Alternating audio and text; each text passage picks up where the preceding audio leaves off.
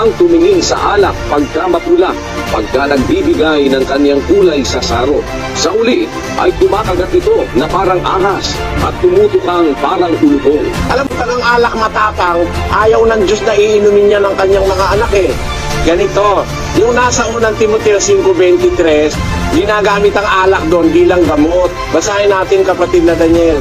Huwag kang iinom pa ng tubig lamang, kundi gumamit ka ng kaunting alak dahil sa iyong sikmura at sa iyong madalas na pagkakasakit. Merong sakit sa sikmura si Timoteo. Madalas siyang sinasaktan ng kanyang sakit sa sikmura. Kaya sabi ni Pablo, huwag tubig lang ang inumin mo, gumamit ka. Hindi sinabing uminom ka. Sabi niya, gumamit ka ng kaunting alak. Yung tubig, didilute niya yung kaunting alak. Para dun sa kanyang sikmura. Isipin mo kapatid, paano ka magiging lasinggo dyan?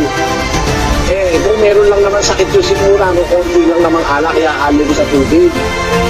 Diba? Hindi naman purong alak yung alambanog, o kaya kung ano mga pinag-iinom ng tanwa, ay hindi ka magiging lasinggo, konting alak lang. At saka hindi sinabing inumin. Sabi niya, gumamit ka ng kaunting alak, ini-mix mo lang. Huwag ka inom ng mismong alak.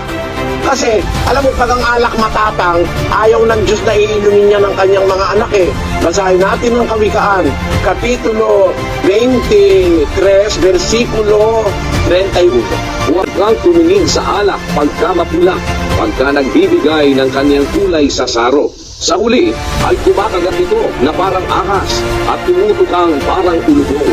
Ang iyong mga mata ay titingin ng mga katuwang bagay at ang iyong puso ay nagbabadya ng mga magdarayang bagay.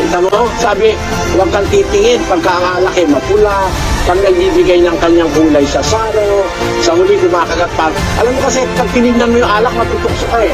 Kaya ano ba, pag nandun sa baso yun, tapos yelo, kaya bumubula-bula. Yung mga lasenggo, tatakam-takam na rin eh. Para lang yung halimbawa eh, ikaw eh gutom, Pagka gutom ka, makaamoy ka lang ng adobo eh, naglalaway ka na eh. Ganon ang alak. Sa tingin pa lang, matutukso ka na. Huwag ka nang tumingin doon sa alak, pag mapula, pag matapang, Kasi sa huli, kumakagat yan, parang ulubong. Kaya pagka nalasing ka yan ang tawag nila, may hangover ka. Masakit yun eh. Ganon. Kaya yung alak, bawal yan na matapang na alak. Ang sinasabi kay Timoteo, gagamit siya ng kaunti, hindi siya magiging lasing nun.